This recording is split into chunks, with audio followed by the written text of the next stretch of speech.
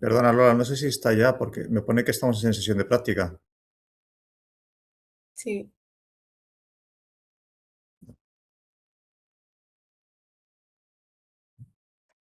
Buenos días, mi nombre es Víctor Martínez, soy el responsable de los productos de compliance, los productos de cumplimiento del Efebre. Soy el jefe de producto de la plataforma Centinela, que seguro que muchos de vosotros la conocéis. Ya sabéis, es la plataforma donde alojamos las diferentes soluciones de compliance del Efebre. Bueno, en primer lugar, daros las gracias por asistir a este webinar que hemos titulado Del papel a la práctica, porque la mayoría de los programas de compliance penal no son válidos. Y bueno, pues este webinar lo voy a impartir yo con la ayuda de mi compañera Jessica Guerrero. Jessica es abogada del Departamento de Compliance y Prevención del Blanqueo de Capitales en Adaptalia. Buenos días, Jessica. buenos días, Víctor, y buenos días a todos y a todas. Muchas gracias por acompañarnos.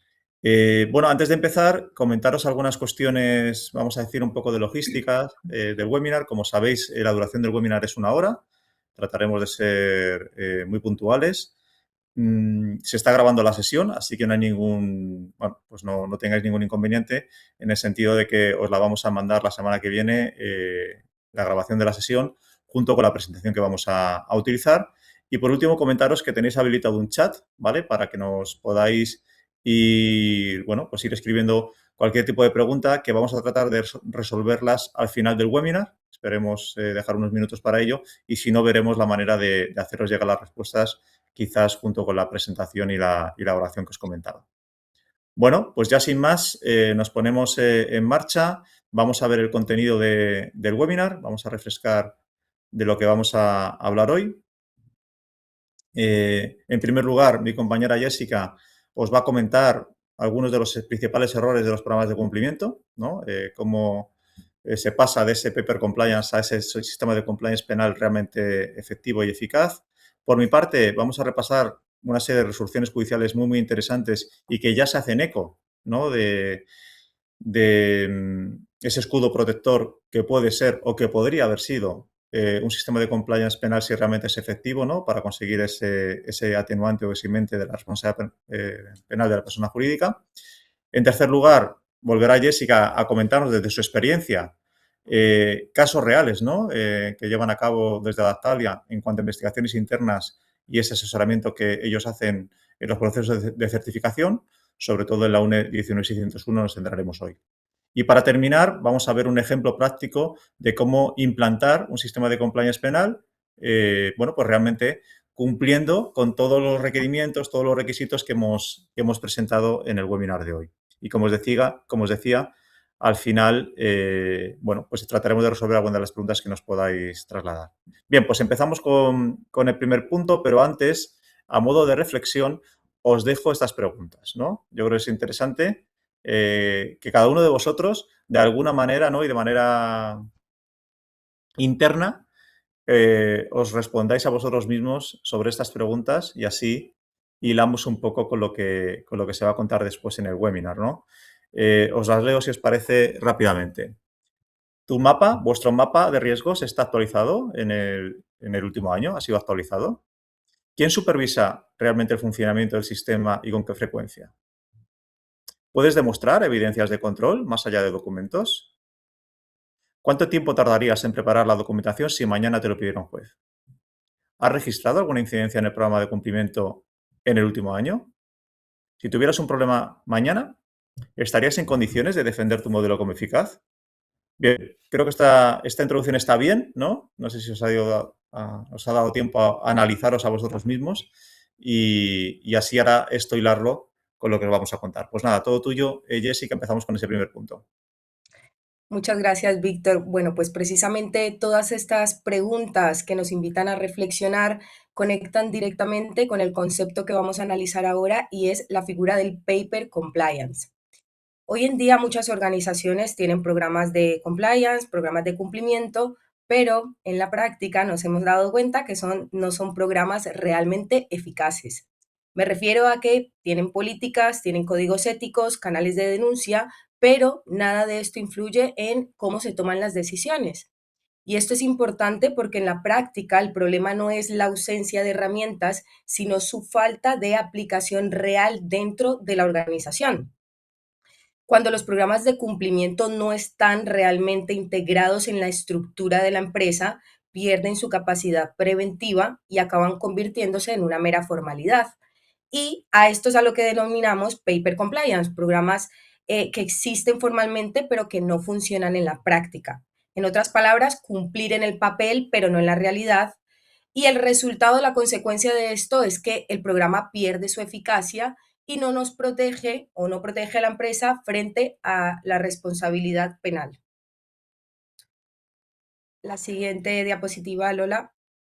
Vale, pues en la práctica esto se traduce, que os he traído estos ejemplos, formación, fallos en la formación, formaciones genéricas, inexistentes y sin impacto, problemas de gobernanza, fallos en la gestión del riesgo, controles insuficientes o mal diseñados, o canales de denuncias inactivos o que no generan confianza.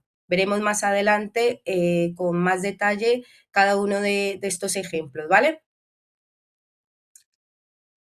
La siguiente. Bien, la Fiscalía General del Estado lo deja muy claro en la circular 1/2016, que es el criterio interpretativo que utilizan los fiscales a la hora de valorar la eficacia de los programas de cumplimiento de prevención. En esta circular se establece una idea que es clave y que conecta directamente con lo que estamos viendo hoy, que lo importante no tanto es la existencia formal de un programa de prevención, sino su eficacia real. O sea, no basta con tener un programa aprobado con códigos, con políticas o con procedimientos internos. Lo relevante realmente es si este programa influye en la toma de decisiones dentro de la organización. Porque lo que se busca no es un cumplimiento meramente documental, sino que el sistema sea realmente una verdadera expresión de su cultura de cumplimiento, como lo vemos en este criterio 5.6 que os he dejado en la diapositiva.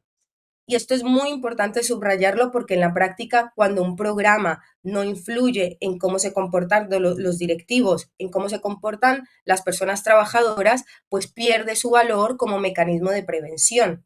Entonces, la Fiscalía lo deja bastante claro. No se evalúa el diseño del sistema, el diseño del programa, sino lo que se evalúa realmente es su eficacia real. Vale, bueno, pues os he traído el caso Siemens, que es un caso paradigmático dentro del ámbito del compliance, es un ejemplo clave en el derecho corporativo y de anticorrupción, y lo es porque nos permite ver con mayor claridad la diferencia entre tener un sistema formal y un sistema realmente eficaz. Esto ocurre en el año 2008 en los Estados Unidos. El Departamento de Justicia y la Comisión de Bolsa y Valores descubrieron sobornos sistemáticos a funcionarios públicos a nivel global por más de 1.000 millones de dólares, lo que dio lugar pues, a sanciones muy relevantes para la compañía de multas de más de 1.600 millones de dólares y en ese momento fue la mayor sanción por corrupción internacional. Y aquí lo importante no es centrarnos tanto en la cifra o en la magnitud del caso, que lo es, sino lo que reveló esto y pues en cuanto a la estructura o el funcionamiento interno de la organización.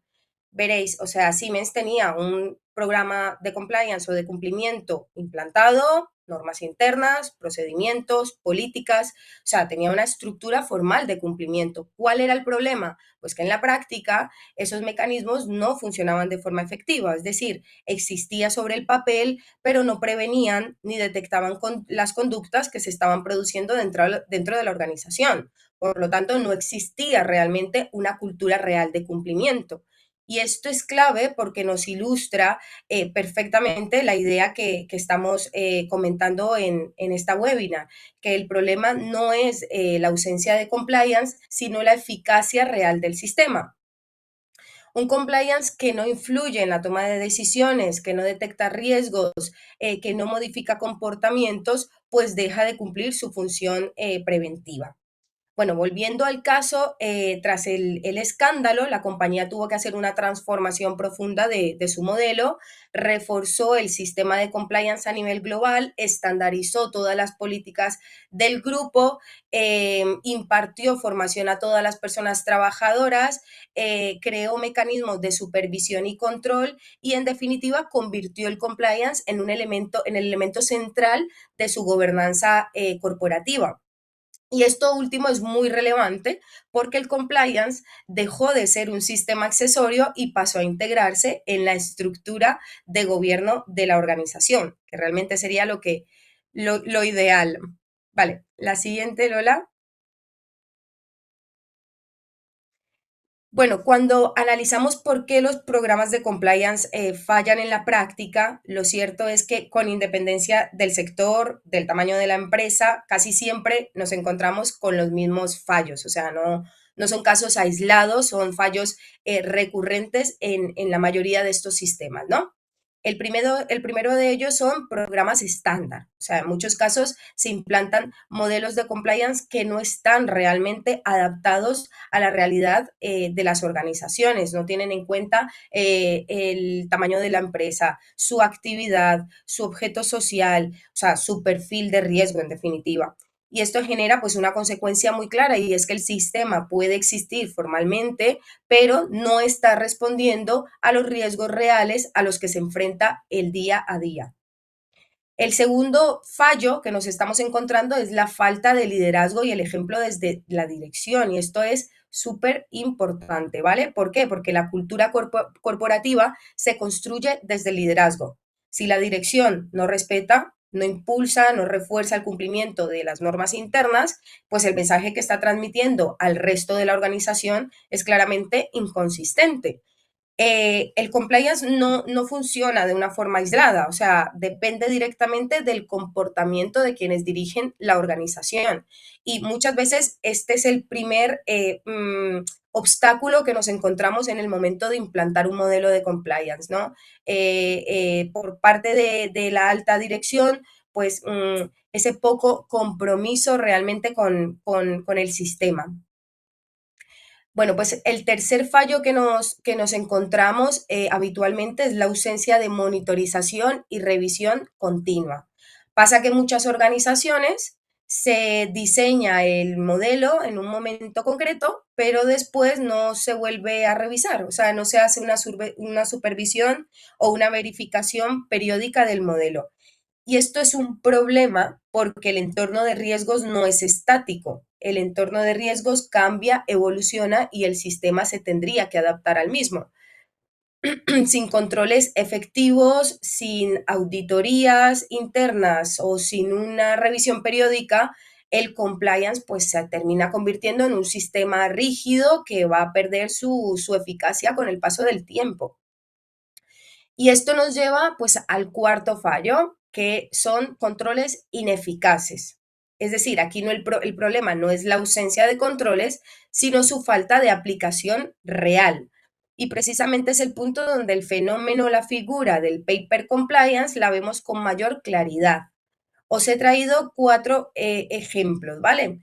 Tenemos en primer lugar, pues políticas, procedimientos o códigos éticos perfectamente redactados, implantados, pero que, implantados me refiero, aprobados por el órgano de administración, pero que no se comunican a la plantilla, nadie las conoce.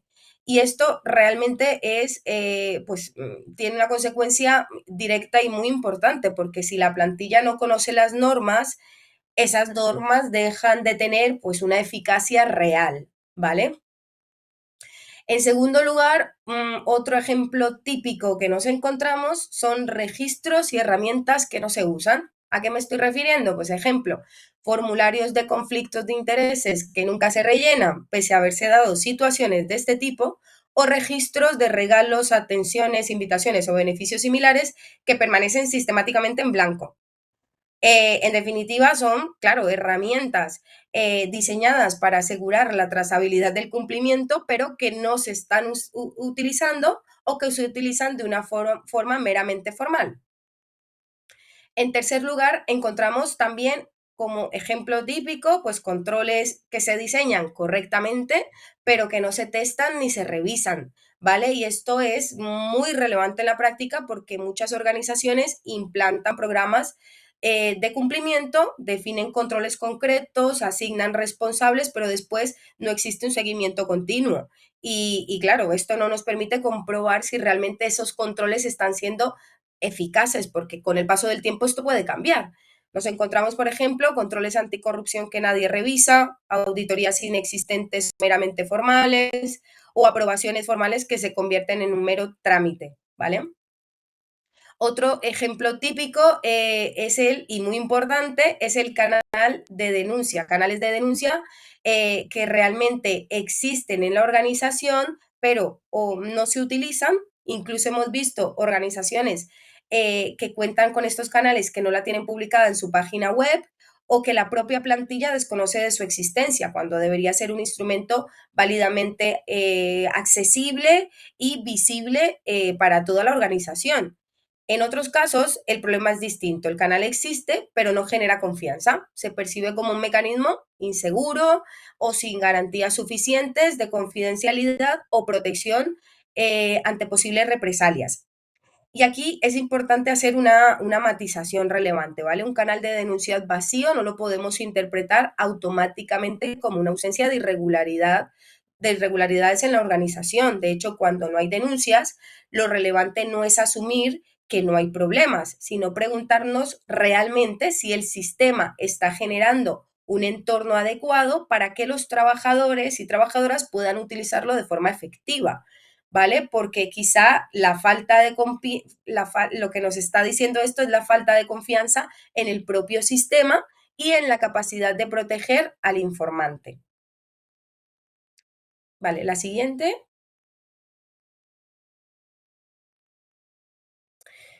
Bueno, pues en definitiva, el problema en sí, como hemos visto hasta aquí, no es no tener un programa de compliance o un programa de cumplimiento. El verdadero problema, como hemos visto a lo largo de este análisis, es pues tener un sistema formal, pero ineficaz, que no funciona realmente en la práctica, un sistema que no está integrado en la organización, un sistema que no influye en la toma de decisiones o un sistema que no se aplica de forma efectiva en el día a día. Cuando se dan estas situaciones, nos damos cuenta que el sistema pierde su razón de ser como herramienta de prevención. Y esto es especialmente relevante porque desde el punto de vista jurídico no estamos hablando de una cuestión meramente organizativa o de buenas prácticas, estamos hablando de un elemento que tiene efectos directos sobre la responsabilidad penal de la persona jurídica. Y aquí es donde entra en juego el artículo 31 bis del Código Penal, que establece claramente, que ya lo comentará mi compañero Víctor más adelante, que la existencia de modelos de organización y gestión pueden tener efectos eximentes o atenuantes de la responsabilidad penal de la empresa, pero ese efecto no deriva de la existencia formal de un programa, deriva realmente de su eficacia real. Es decir, no basta con tener el programa en papel, sino que o que esté documentado o formalmente aprobado, como os decía hace un momento. Es importante que este sea un sistema operativo, que sea un sistema vivo, aplicado en la práctica, que sea capaz de prevenir, de detectar y de reaccionar ante posibles riesgos penales. Por eso la conclusión es bastante clara y es que solo un sistema realmente eficaz puede eximir o puede atenuar de responsabilidad penal a la persona jurídica. Todo lo demás en realidad se queda en una dimensión puramente formal. Muchas gracias, Jessica. Pues yo creo que muy claro, ¿no? Y me lo dejas un poco votando para que yo continúe ahora con este repaso de las resoluciones judiciales, ¿no? En definitiva, creo que nos debe servir de guía esa circular del año 2016, en el cual habla de ese término de eficacia y siguiendo sus instrucciones, ¿no? Pues vemos las dos ventajas, ¿no? De un sistema de compliance penal realmente eficaz. Por un lado, que realmente sea capaz de prevenir la existencia de esos riesgos y, como tú decías, Jessica, en segundo lugar, en el caso de que ocurrieran estas cuestiones, la empresa realmente pueda protegerse, ¿no?, y conseguir ese eximente o atenuante de la responsabilidad.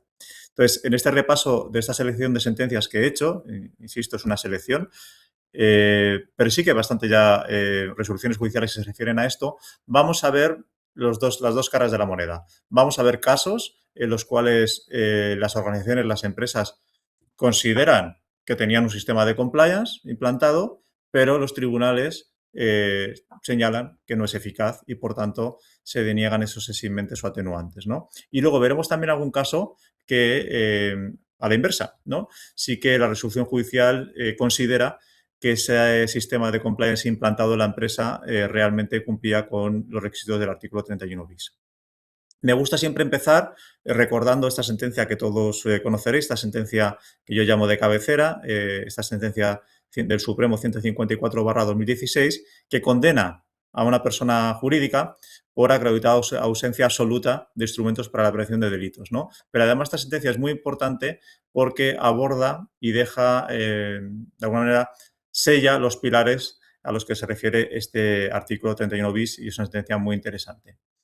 A la derecha podéis consultar otro tipo de sentencias posteriores, también del Supremo, que son muy interesantes en el sentido que vais a ver que el Supremo va recomendando la implantación a estas organizaciones de programas de cumplimiento. Son organizaciones que no lo tenían y el Supremo yo creo que hace una labor ahí en esos años inicial divulgativa de la importancia y la necesidad de que las empresas se doten de estos mecanismos.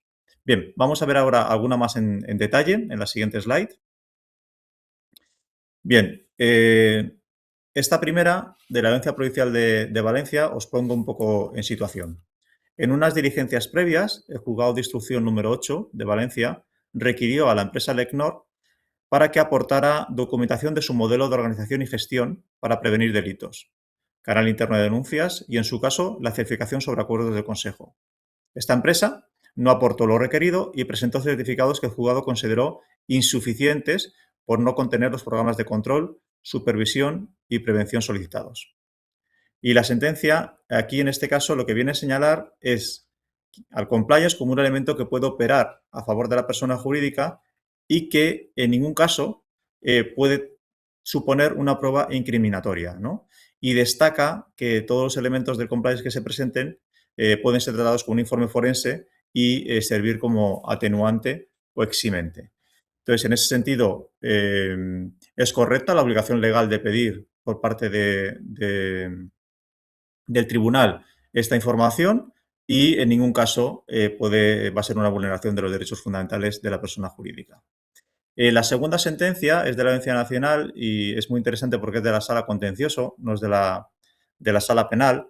En este caso, una empresa, Wellwood, recurre la prohibición que le había sido impuesta de contratar durante 6 meses con las administraciones públicas, tras una sanción laboral considerada muy grave, ¿no? Se trataba de una cesión ilegal de trabajadores. La Audiencia Nacional desestima el recurso en esta sentencia y rechaza la exoneración pretendida.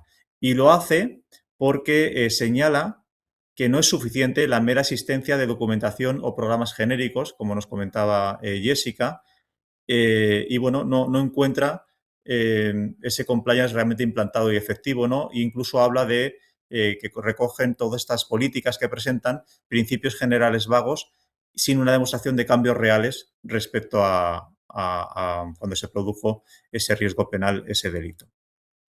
La tercera sentencia, también de la Audiencia Nacional, en este caso de la Sala Penal, del año 24, en este caso eran 2 empresas que dejan de ingresar el IVA existiendo un fraude recaudatorio.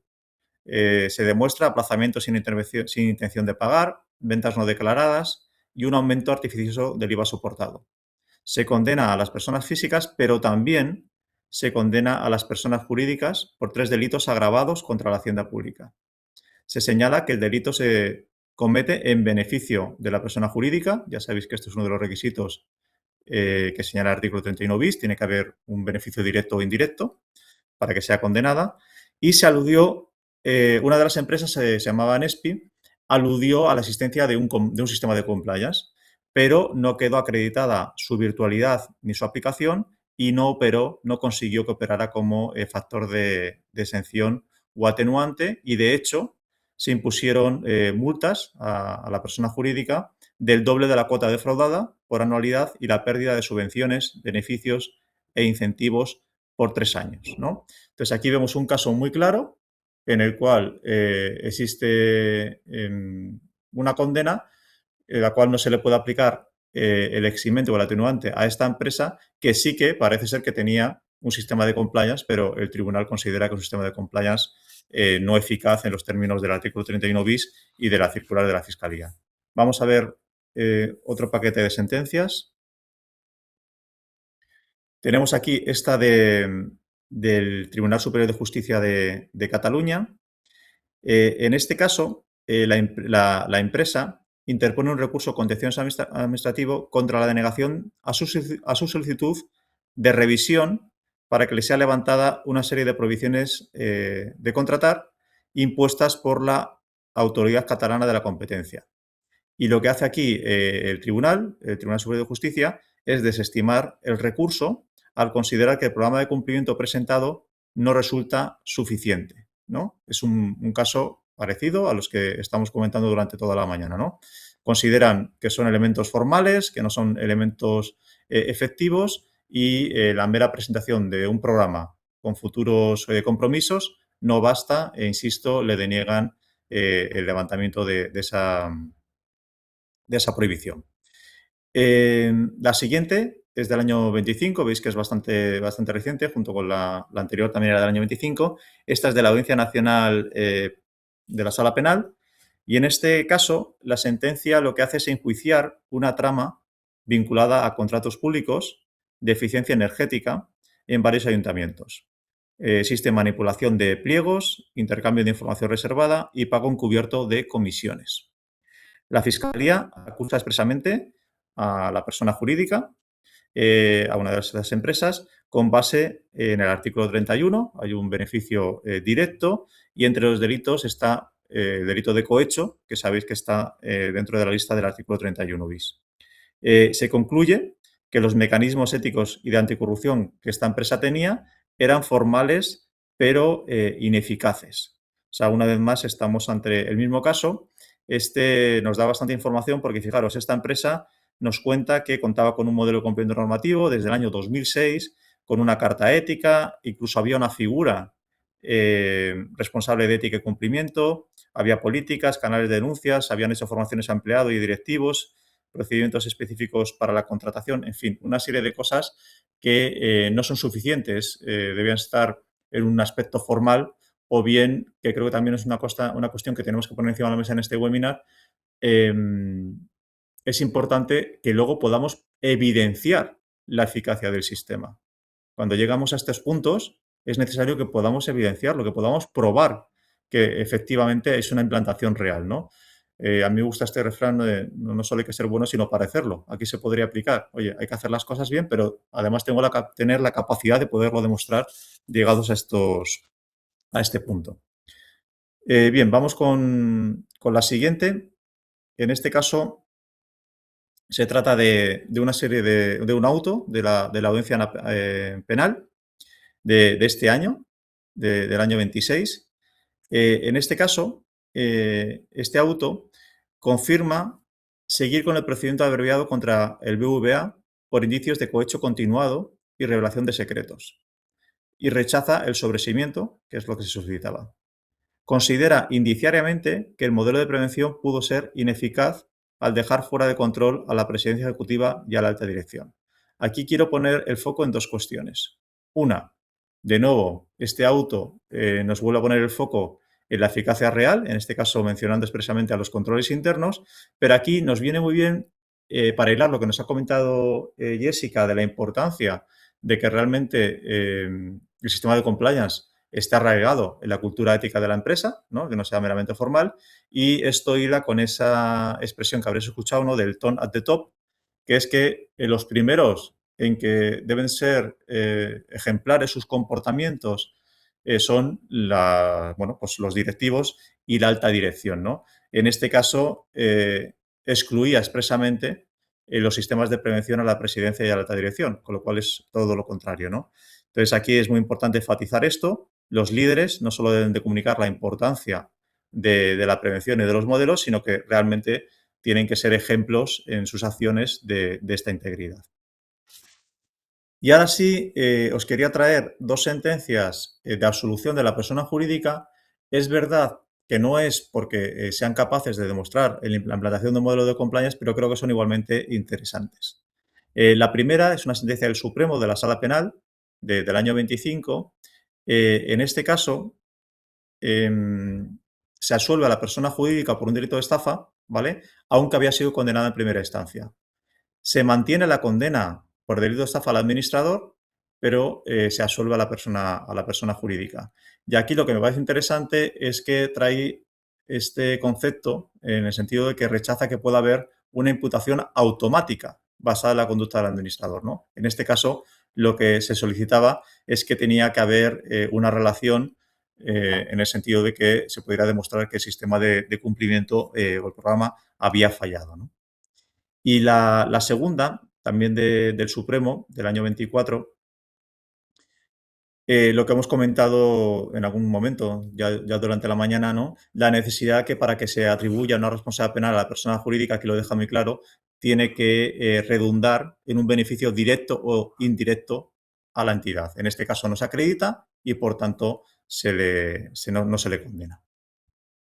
Pasamos de slide.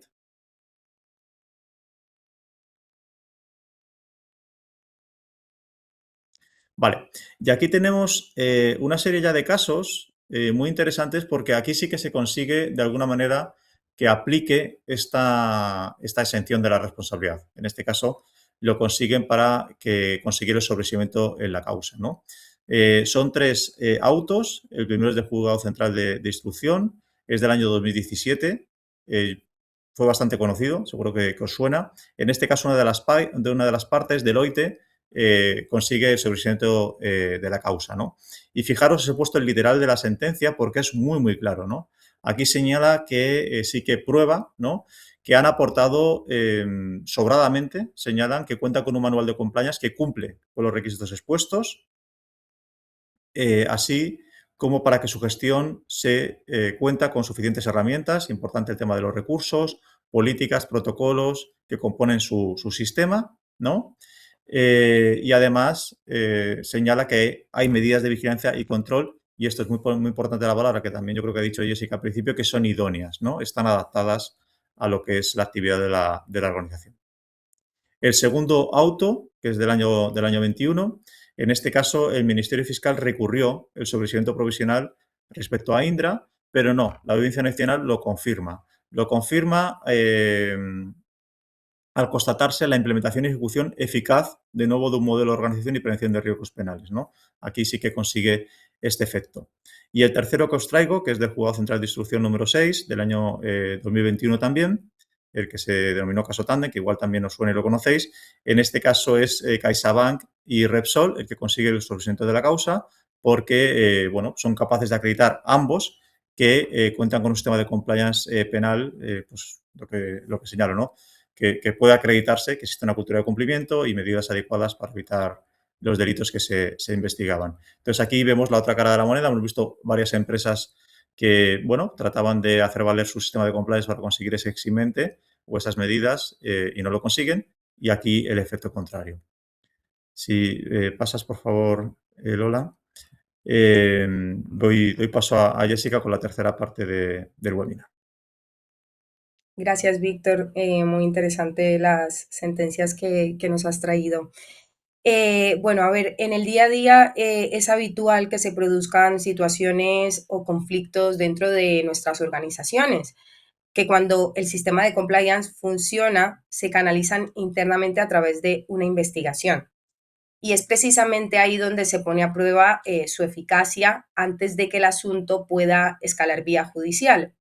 Por ello, os traigo dos casos reales de investigaciones internas en distintas organizaciones a las que desde Grupo Adaptalia hemos prestado en su día apoyo y asesoramiento. El primer caso es, bueno, un caso de acoso sexual, se da en una empresa del sector de inversiones a través del canal ético gestionado por una empresa externa. Se reciben una serie de denuncias por parte de varias personas trabajadoras de un posible, bueno, cometidas por un responsable de un equipo, presuntamente. El comité de cumplimiento activa inmediatamente pues, el procedimiento interno de investigación, investiga a las partes implicadas, analiza los testimonios, las evidencias, las pruebas y el resultado al que llega es que, en efecto, sí que existían estas conductas inadecuadas por parte del responsable del equipo, que estaban generando pues un entorno de abuso o de acoso sobre algunas personas trabajadoras. Como consecuencia, pues la empresa adoptó medidas disciplinarias, procedió al despido del responsable y además también pues tuvo que revisar sus protocolos internos, protocolo de acoso, protocolo de prevención de riesgos laborales y revisar la matriz de riesgos penal, porque recordemos que el delito de acoso sexual, regulado en el 184 del Código Penal, lo tenemos en el catálogo de ese de delito del 31 bis que puede cometer la persona jurídica. Entonces nos llevó pues a revisar esta matriz de riesgos penal. Este caso demuestra cómo el compliance no solo protege a la empresa, sino también a las personas dentro de la organización y que actuando como un sistema de detección temprano y de corrección se puede evitar pues que esto escale y también que un canal ético activo y confiable es clave para detectar de forma temprana conductas que son pues potencialmente graves, ¿vale? Y aquí también me gustaría comentar, porque esto me lo han trasladado algunas empresas, y es por qué un delito de acoso sexual yo como empresa puedo responder penalmente. A ver, aquí el tema es lo que os comentaba Víctor, que el beneficio no necesariamente tiene que ser económico, también puede ser reputacional, ¿vale? Aquí hablamos de un beneficio reputacional que puede ser evitar pues un impacto negativo a corto plazo, ¿vale? Entonces, no es que automáticamente la empresa sea responsable penalmente. Como comentaba Víctor en una de las sentencias, lo que se tiene que intentar es probar que por parte de la empresa se ha puesto a disposición todas las herramientas, que contamos con un modelo realmente eficaz y evitar que exista un fallo en los controles o una falta estructural de nuestro programa, porque es ahí donde sí que podemos ser responsables penalmente, ¿vale? Vale, el siguiente caso, Lola, si puedes pasar la diapositiva. Gracias.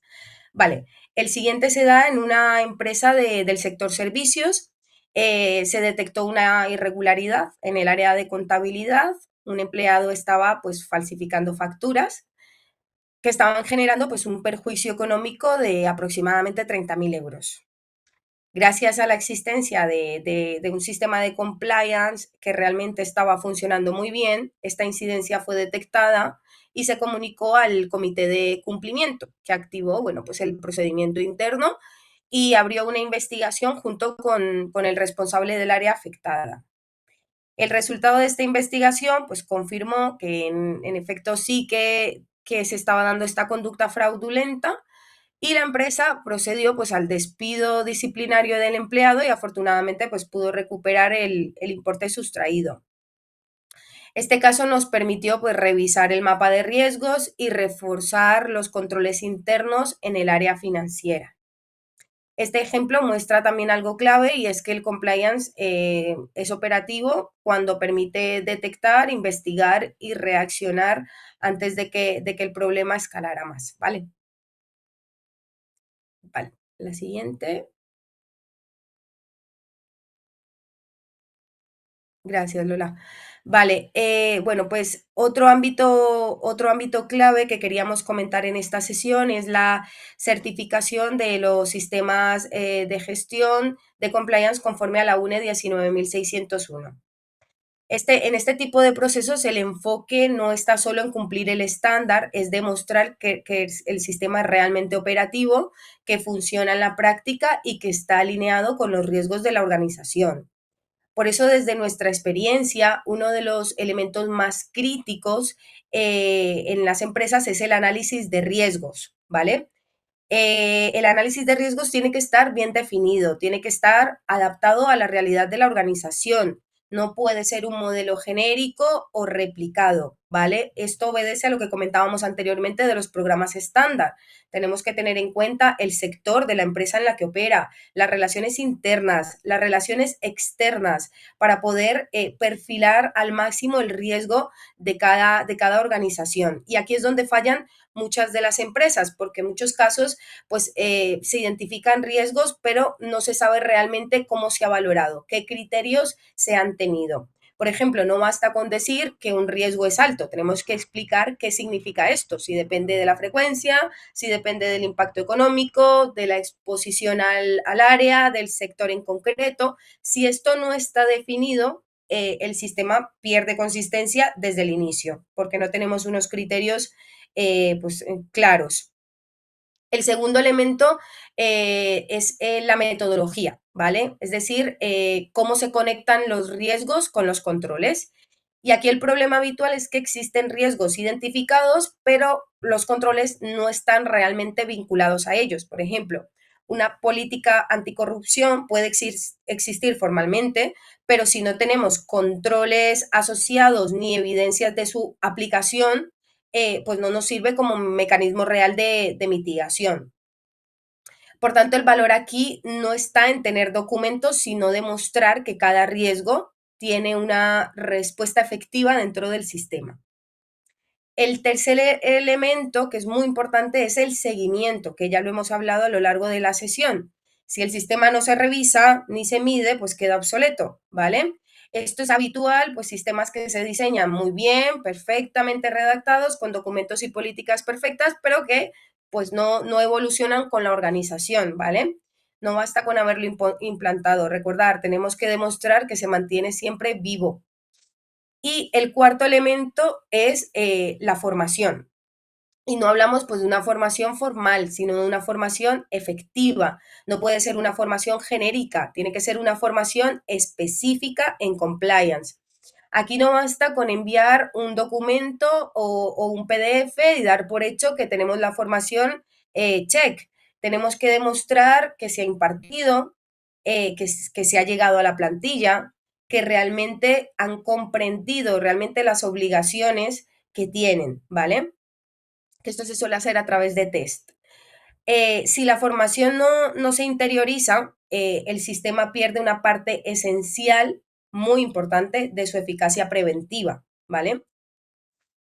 En definitiva, los fallos más habituales, según nuestra experiencia, están en el análisis de riesgos, en la falta de conexión real entre los elementos del sistema, o bien porque los criterios no están definidos, como comentábamos hace un momento, o porque los controles existen solo en papel, o porque la formación no se traduce realmente en un comportamiento real.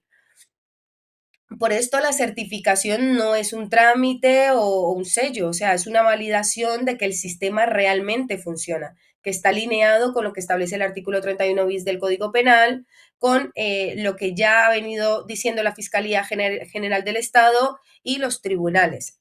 Y esto conecta directamente con todo lo anterior y es evitar que el paper compliance evitar el paper compliance y construir un modelo realmente eficaz. Muchas gracias, Jessica. Ahora es mi turno. Yo ahora os voy a enseñar cómo podéis implantar un sistema de compliance y hacer este seguimiento, ¿no? Quiero que quede muy claro, yo ahora no os voy a hacer una demo de Centinela Penal. Yo lo que quiero es seguir con este webinar práctico y me estaba aquí tomando notas, Jessica. Entonces, vamos a ver un sistema en el cual sí que hay un análisis de riesgo bien definido, sí que se tiene en cuenta la adaptación a la actividad de la empresa. Vamos a ver un sistema en el cual existe una metodología clara. Vamos a ver un sistema en el cual vais a ver que hay un vínculo entre el riesgo y sus controles en cada caso y que también me permite realizar un seguimiento y lo que es casi más importante, además de que me permite hacer el seguimiento y revisión, me permite demostrarlo o evidenciar que he hecho ese seguimiento. Entonces, os voy a compartir pantalla.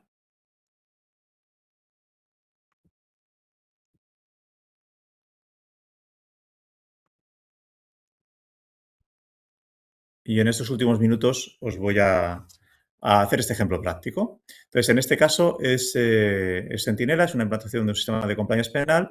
Entonces, aquí en el margen izquierdo se le guía al usuario para hacer esa implantación teniendo en cuenta la UNE 19601, que debe ser nuestro estándar de referencia, ¿no? Entonces, en las primeras fases es muy importante esto del conocimiento de la organización, porque como comentaba Jessica, es fundamental tener en cuenta pues el contexto, ¿no? No todas las empresas son iguales y nos tenemos que adaptar a ese contexto, según el sector de actividad, si tiene empresas vinculadas o no las tiene, dónde opera, en qué tipo de mercados, su tamaño, etcétera, etcétera. Entonces ahí lo vamos a documentar. Y esto va a ser muy importante porque vais a ver que va a ser tenido en cuenta para luego, por ejemplo, el análisis de riesgo o el resto de la implantación. Ahora voy a ir rápidamente a lo que sería la valoración de los riesgos. ¿Vale? Aquí tenemos la metodología que se sigue, lo cual está documentado, que es uno de los puntos que ha dicho Jessica, muy importante. Y aquí tendría los riesgos penales en esta empresa ficticia que es de Topacio Joyeros. Nos vamos a meter en un ejemplo, en un delito de estafa y fraude. Y aquí vamos a ver varias cuestiones, ¿no? En primer lugar, yo os señalo el delito, pero tengo que decir en qué actividades especialmente afectaría este riesgo penal. Y aquí os quiero apuntar que nosotros ya tenemos integrada la inteligencia artificial, ojo, como un asistente. Y aquí cuando yo ejecuto la inteligencia artificial, el asistente me va a dar las respuestas basadas en mi organización. Es decir, este asistente está cogiendo la información que yo he incluido en la implantación y por tanto me está dando respuestas que pueden ser válidas teniendo en cuenta o adaptadas a mi empresa, ¿no? Cumpliendo un poco con lo que decía Jessica. Y luego el otro punto, obviamente clave, es que estas respuestas van a estar acotadas a lo que sería el ordenamiento jurídico español, ¿no? Es algo que podemos tener algún tipo de dificultad, como he visto en un montón de casos ya en prensa, si utilizamos otro tipo de inteligencias artificiales más genéricas, ¿no? O generalistas. En nuestro caso, aquí la inteligencia artificial aplica exclusivamente en ese perímetro de contenidos del EFEBRE. Bien, eh, luego llegaremos a evaluar esa probabilidad, ese impacto, siguiendo un poco alineado a lo que comentaba Jessica. Aquí tenemos que explicar un poco cuáles son nuestros criterios, ¿no? En qué se basan nuestros criterios para señalar que la probabilidad es de un 4, de un 3, de un 2 o la que fuera. Entonces, vamos a completar una serie de preguntas, ¿vale? Que nos van a orientar sobre cuánto de probable es que se produzca el delito de estafa en esta organización, ¿no? Lo vamos a señalar y es muy importante justificarlo, como comentaba también Jessica. Entonces, yo aquí voy a tener este campo para poder escribir justificando el por qué tanto de probable es que se produzca el delito de estafa. Pero, insisto, me va a echar una mano la IA. Yo ejecutando este prompt me va a dar, en este caso real, lo que está aquí puesto es la sugerencia que me ha dado la IA, me ha justificado rápidamente basándose, como veis, en artículos y en la información que yo le he dado de mi empresa para ayudarme a justificar la probabilidad. En cuanto al impacto, lo mismo. Vamos a tener una serie de preguntas que me van a orientar de cuánto sería el impacto, por ejemplo, temas reputacionales o desde luego de multas o sanciones recogidas en el Código Penal. Y yo también voy a tener que justificar por qué señalo ese impacto y no otro. El siguiente paso será establecer esos controles. En primer lugar, tengo que aplicar qué controles generales tiene mi empresa, ¿no? Que pueden ayudar a que este riesgo se reduzca. Los voy a señalar. Nosotros proporcionamos un listado, pero bueno, como no todas las empresas son iguales, cada una puede poner aquí a través de este más esos controles generales que tenga implantados y que apliquen. Pero nuevamente tenemos que hacer un trabajo extra. Tenemos que señalar cuánto de eficaces y eficientes son estos controles generales. Y aquí nosotros nuevamente proporcionamos una serie de cuestionarios que nos van a ayudar a ir señalando si estos controles son, en este caso, eficaces, ¿vale? Me ha dado una eficacia baja y su eficiencia. que también me ha dado una eficiencia baja que suele ser normal. No, recuerda que al final son controles generales para paliar el delito de estafa, ¿no? Entonces, con esto, bueno, pues no he conseguido que mi riesgo inherente baje, ¿no? Tengo un riesgo residual igualmente alto, ¿no? Insisto en la necesidad, como ha hecho Jessica, de justificar siempre el porqué de las cosas y la ayuda que voy a tener de la IA. Luego os mostraré un ejemplo de cómo ejecutarla. Vale, pues seguimos en este proceso y ves que estamos vinculando todo el rato, como decía también Jessica, los controles a un delito concreto, ¿no? Los controles generales y ahora ve con los controles específicos. ¿Vale? ¿Qué controles específicos va a implementar la empresa para que ese delito de estafa no se dé o al menos se pueda mitigar, ¿no? Entonces, yo aquí tengo puesto ya un control, la revisión de la publicidad promocional, en este caso de esta empresa de joyeros. La IA me podía haber ayudado a darme una serie de sugerencias. Yo aquí lo que le voy a pedir a la IA es que directamente me ayude a describir para ejecutar este control. Entonces, voy a pinchar y es lo que os decía, no lo he hecho en los otros casos porque, bueno, tenemos pocos minutos y por no ejecutar muchos prompts, ¿no? Pero en este caso está recogiendo toda la información, está teniendo como referencia este control específico y me va a ayudar a entender cómo puede funcionar este control y su implementación. Está leyendo toda esta información y ahora me lo va a facilitar. Como vais a ver, en ningún momento es algo automático. O sea, con esta información, con esta respuesta, el usuario la va a tener que validar para finalmente, si lo desea, llevarlo al sistema. ¿Vale? Me habla del objetivo, la descripción de control, responsables, frecuencias, consecuencias del cumplimiento. Yo en este caso lo voy a copiar y lo voy a pegar, pero insisto, esto lo podéis editar, revisar, etcétera. Vale, pues ya lo tendría. Ahora, en cuanto a la eficacia y la eficiencia, el mismo trabajo. Al ser un control ya muy específico, vamos a poner que la eficacia es alta, la eficiencia es media y justifico en ambos casos teniendo de nuevo la ayuda de la IA. Vale, pues ya el riesgo me ha bajado a medio. Voy a seguir poniendo controles. ¿Vale? Aquí, por ejemplo, pongo registro de control de garantía, saco el mismo trabajo y ya el riesgo residual se ha convertido en un riesgo residual bajo. Podría seguir poniendo controles. De hecho, la IA, vamos a ejecutarlo otra vez para que lo veáis, me va a seguir sugiriendo más controles específicos por si yo los quisiera ir implementando. Siempre relacionados con el delito de estafa y siempre relacionados con mi empresa y su actividad, que en este caso es de joyeros. Vamos a esperar unos segundos. Es importante, ya os digo, se está tomando su tiempo para recabar toda la información y hacer una respuesta adaptada que nada se parece de un usuario a otro. Vale, me presenta de nuevo tres controles y yo pues puedo coger que crea más adecuado, ¿vale? Para seguir realizando este trabajo. Vale, como veis es un sistema totalmente guiado, hemos pasado de la evaluación de riesgo, controles generales, controles específicos y los siguientes son los planes de acción. ¿Qué acciones tengo que poner en marcha para que estos controles, bueno, pues se ejecuten correctamente? Entonces iré poniendo las acciones que yo voy a hacer, la descripción de cada acción, veis que tengo siempre el asistente del Lefebvre, el asistente de Genial, y esta parte es muy importante para su ejecución. ¿Cuál va a ser la fecha de implantación? ¿Cuándo se va a revisar? ¿Qué recursos en su caso tengo? ¿Quién tiene asignado el seguimiento? ¿Quién es el responsable? ¿Y en qué estado está? En todos estos puntos yo puedo configurarme alertas, ¿vale? Que me van a ayudar a que cada X tiempo yo me salte la alerta, revise este control y deje constancia del mismo. No me quiero extender mucho, pero bueno, aquí arriba podéis documentar todo lo que consideréis. Podéis crear tareas asociadas a los controles o a las acciones y que quede registro de que esas tareas se hacen, cuándo se hacen y quién lo hace. Y sí que quería detenerme en el histórico. En esta pestaña de histórico, en Centinela, en todo momento, todo lo que se hace en el programa queda traza automáticamente. Entonces, fijaros en este concepto, todas las interacciones que ha habido, ¿vale? Me dice la fecha en la que se hizo, quién lo hizo y qué es lo que hizo, ¿no? Si se editó el concepto, se subieron documentos, se crearon tareas, se crearon alertas, etcétera. Todo esto es exportable y quería poner de manifiesto también que estas evidencias que se generan, perdonad, podemos compararlo. O sea, yo aquí tengo todo el histórico. Yo en un momento dado puedo comparar el concepto, cómo está ahora evaluado, pero qué pasaba hace unas determinadas fechas, ¿vale? Puedo ir a una versión antigua, compararla y ver si el escenario de riesgo, bueno, pues en ese momento igual era más probable que ocurriera o menos probable, o qué controles en ese momento estaban implementados. Puedo hacer esta comparativa que también, como veis, es exportable.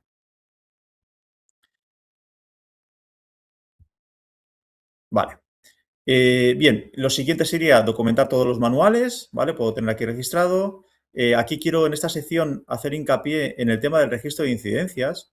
Es muy importante poder registrar cualquier incidencia que tenga el sistema, ¿no? Incidencia que me puede venir pues, de una denuncia o me puede venir de la ejecución de un control, ¿no? De ver algún tipo de fallo que se ha producido, bueno, pues no pasa nada. Lo que es importante es que quede registro y además esto da valor al sistema, ¿no? A ese valor probatorio de que el sistema está vivo, se implementa y se hace un seguimiento adecuado, ¿no? Entonces aquí podemos registrar esas incidencias que se vayan produciendo.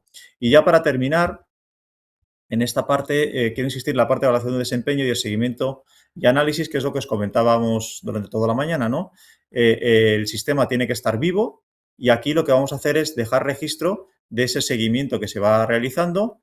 También tenemos la posibilidad de hacer una auditoría interna, por ejemplo, anual, a través de y dejarlo aquí en el sistema realizado. Centinela proporciona una auditoría, vamos a señalar sobre quién la hace, ¿vale? Y tenemos aquí este test que pasa por todo el sistema, ¿vale? Y podemos ir evaluando, por ejemplo, anualmente. La formación, que lo ha comentado Jessica, vamos a guardar aquí en el sistema aquellos planes de formación que hacemos anualmente, que tenemos previstos, pero también todas las formaciones que luego se van impartiendo. Y la verificación periódica, tener algún lugar en el cual podemos dejar registrado cada cuánto tiempo y cuándo se hizo la verificación del sistema de gestión. Bien, quería ir muy rápido, pero que vierais cómo ayuda un software como Centinela a esa implantación real y a ese seguimiento de un sistema de compliance penal en una organización. Y luego estaría la parte de reporting, ¿no? Una vez que yo he hecho todo este trabajo, en cualquier momento poder generar la información que yo necesite pues, para presentar al comité o al órgano de gobierno, o bien porque me lo requieran autoridades, ¿no? Entonces, bueno, tenemos un montón de informes, como veis, simplemente os voy a enseñar dos de ellos, ya veis que hay muchos. Por supuesto, el mapa de riesgos, yo puedo generar un mapa de riesgos tantas veces como quiera y me va a servir de histórico. Yo, por ejemplo, tengo aquí mi mapa de riesgos de cómo estaba esta empresa en el año 25 con sus riesgos y ahora lo tengo en el 26 con los riesgos que hay en este momento, pero puedo consultarlo de los años anteriores. Entonces, aquí en mi mapa de riesgos, que obviamente todo esto es exportable, pues tengo los delitos que yo he ido evaluando, cuál es su probabilidad, cuál es su impacto, riesgo inherente, riesgo residual. Puedo ver las dependencias, en qué departamento se puede producir esto. Puedo tener acceso a mis gráficos ilustrativos, ¿vale? Tenía esos 15 riesgos inherentes que se distribuyen en este mapa de calor, pero poniendo los controles adecuados, ¿no? Pues se han quedado con estos valores. Todo esto es exportable, como os digo, y se puede hacer esta labor de reporting tan importante. Y luego os quería enseñar otro informe, que veis que tenemos muchos, el informe global de seguimiento. Lo que permite la herramienta es una exportación final, ¿no? De todo, absolutamente todo el sistema, ¿no?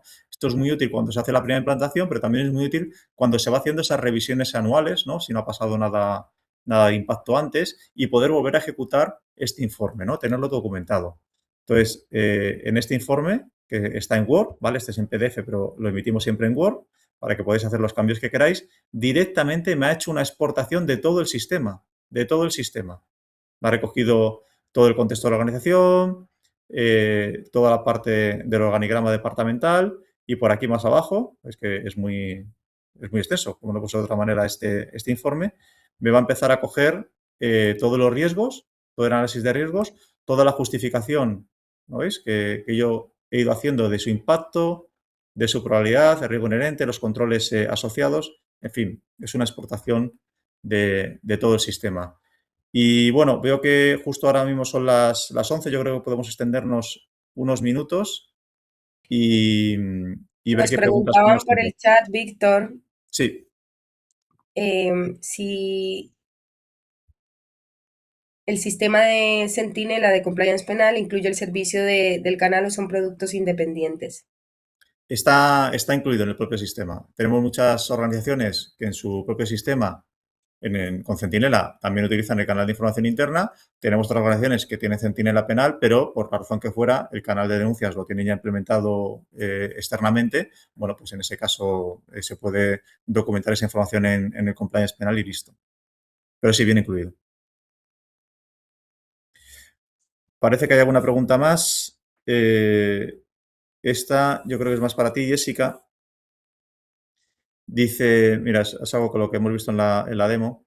Dice, la UNE 19601, ¿quién define los criterios de impacto y probabilidad? Dice, la norma establece una metodología concreta. Le adelanto yo que no, pero bueno, te dejo responder en detalle.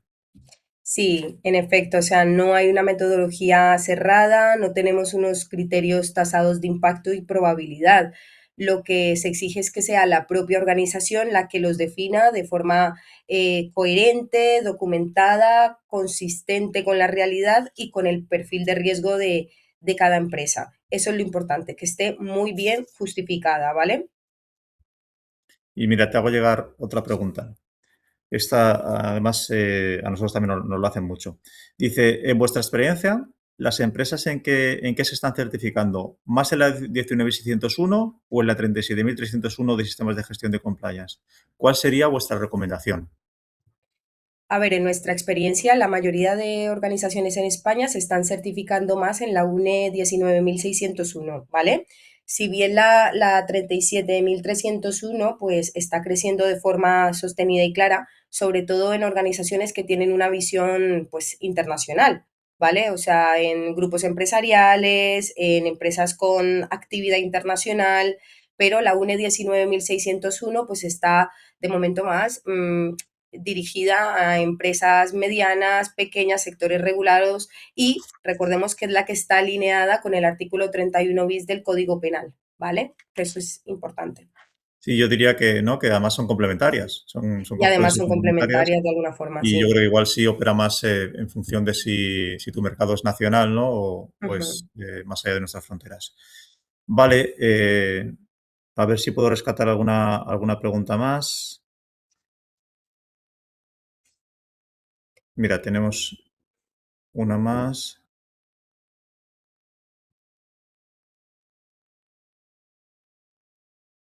Esta es más compleja. No sé si la estás viendo tú también, Sí, la estoy Jessica. leyendo. La voy Sí. a leer en alto, ¿vale? Ujú. Nos preguntan, en el caso de sociedades donde la matriz es española, pero tienen sociedades en otros lugares, en Asia, Estados Unidos, etcétera, ¿cómo puedo estandarizar un nivel de riesgos y protocolos si cada país tiene un código penal específico?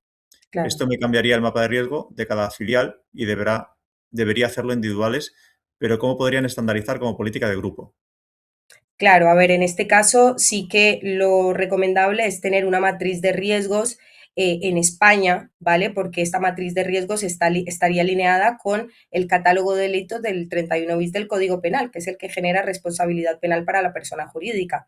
Ahora, lo que se podría es estandarizar pues algunas políticas de buenas prácticas, de conductas éticas, como el código ético, ¿vale? Esto sí que lo podríamos estandarizar y tener a nivel grupo, pero hay otras políticas que son específicas, como las políticas anticorrupción, conflicto de intereses, que sí que recomendaríamos pues tenerlas, si está dirigidas a España, pues tenerlas aquí en España y en cada país pues según su normativa. Vale, bueno, lo vamos a dejar aquí, son y 6. Nos gusta ser siempre muy rigurosos con el tiempo. No sé si creo que hemos lanzado una encuesta. Os rogaríamos que la contestéis porque nos ayuda un poco a mejorar y ver qué otros temas pueden ser de interés para vosotros. Jessica, muchísimas gracias A vosotros, a ti, Víctor, por tu y a todos por participación. asistir y a todas. Sí, bueno, comentaros que Lefebvre y Adaptalia tienen una relación muy estrecha. Somos colaboradores en temas de compliance y, bueno, yo creo que somos una apuesta ganadora. Como decía Jessica, muchísimas gracias a todos. Espero que os haya bueno, aportado valor y bueno, espero veros en otro tipo de webinars que podamos hacer. Muchas gracias y buen fin de semana. Gracias, hasta luego.